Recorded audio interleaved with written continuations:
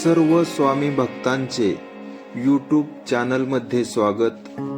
अनंत कोटी ब्रह्मांड नायक राजाधिराज योगीराज परब्रह्म सच्चिदानंद सद्गुरु श्री स्वामी समर्थ महाराज की जय। आज आपण स्वामींच्या भक्तांचा एक अनुभव ऐकणार आहोत।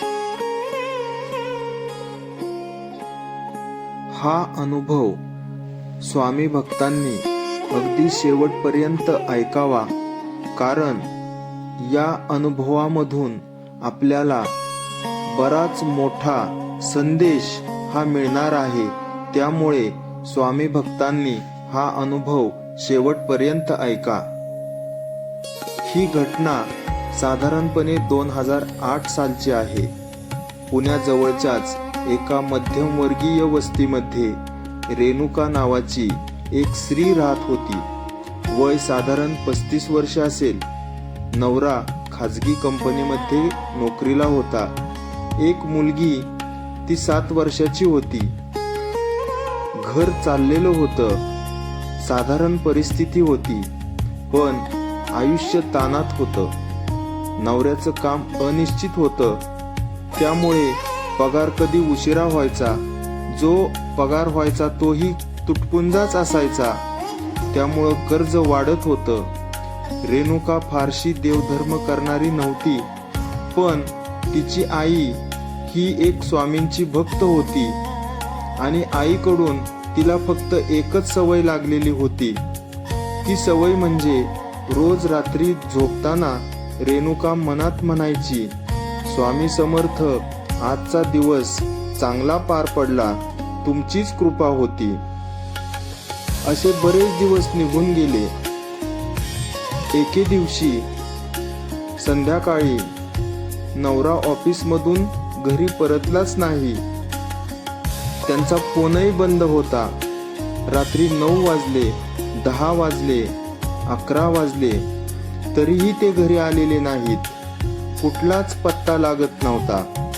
त्यामुळे रेणुका घाबरली। मुलगी झोपली होती, घरात शांतता होती, पण रेणुकाच्या मनामध्ये एकच वादळ उठलं होतं। विचारांच्या वादळाने काहोर माजला होता। तिनं पोलिसांचाही विचार तिच्या मनामध्ये आला, पण कुठलीच माहिती नव्हती। रात्री 1:30 वाजेपर्यंत रेणुका जागीच होती। जेवणही केलं नव्हतं।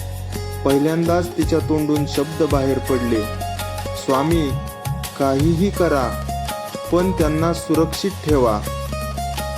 रात्री साधारण 3च्या सुमारास रेणुकाला थोडी डुलकी लागली। अचानक दार ठोठवल्याचा आवाज आला। रेणुका दचकून उठली। घड्याळात पाहिलं तर 3:10 झालेली होती। रेणुका घाबरली की इतक्या रात्री कोण बरं आलं असेल। तिनं दार उघडलं नाही। पुन्हा तोच दाराचा आवाज आला। पुन्हा रेणुका घाबरली, दाराजवळ गेली। दार हळूच उघडलं, पण बाहेर कोणच दिसत नव्हतं। तेवढ्यात शेजारच्या काकूंच्या घराचं दार उघडलं आणि काकू रेणुकाकडे आल्या।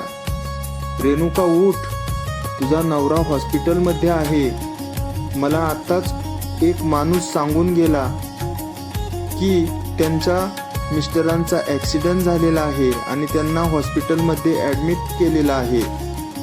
काकू म्हणाल्या, माहीत नाही, तो साधा माणूस होता, पांढरा शर्ट, आणि म्हणाला की त्यांना आत्ताच कळवा, आणि तो माणूस निघून गेला। खरं काय होतं? रेणुका ताबडतोब हॉस्पिटलमध्ये गेली। नवरा जिवंत होता। ऑफिसमधून येताना रात्री त्यांचा अपघात झालेला होता। त्यांचा मोबाईलही फुटला होता, त्याच्यामुळे संपर्क करण्यासारखं काहीच राहिलेलं नव्हतं। हॉस्पिटलमध्ये डॉक्टरांना भेटल्यावर डॉक्टर म्हणाले की अगदी तासभर जरी उशीर झाला असता तरी त्यांच्या जीवाला धोका होता। यांना वेळीच मदत मिळाली नसती तर परिस्थिती खूपच गंभीर झाली असती। रेणुका हादरली तिला एकच प्रश्न पडला की इतक्या रात्री शेजारच्या काकूंना कोण बरं सांगून गेलं असेल. हॉस्पिटलमध्ये तसंच पोलिसांमध्ये कुठेही असा कोणी माहिती नोंदवलेली नव्हती. दुसऱ्या दिवशी सकाळी रेणुका आईकडे गेली. आईला सर्व काही सांगितलं. त्यावर आई शांतपणे रेणुकाला म्हणाली, रेणुका, तू रात्री काय म्हणाली होतीस? त्यावर रेणुका म्हणाली, मी झोपताना एवढंच म्हटलं की स्वामी काहीही करा पण त्यांना सुरक्षित ठेवा. त्यावर आईनं स्वामींचा फोटो पुढे केला.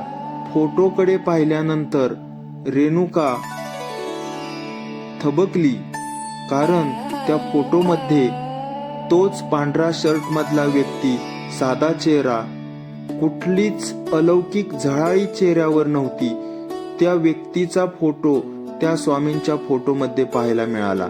त्यावर रेणुका काहीच बोलली नाही, फक्त रेणुकाच्या डोळ्यामधून अश्रू वाहू लागले.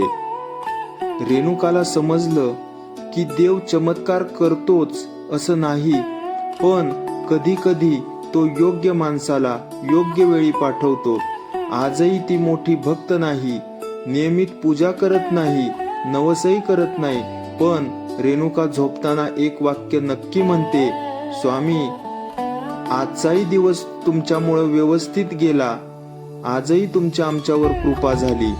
माझं दुःख कमी झालं नाही तरी चालेल, परंतु दुःख सहन करायची ताकद मला तुमच्यामुळे मिळते.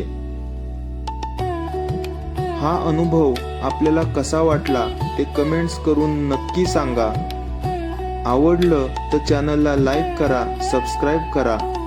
श्री स्वामी समर्थ.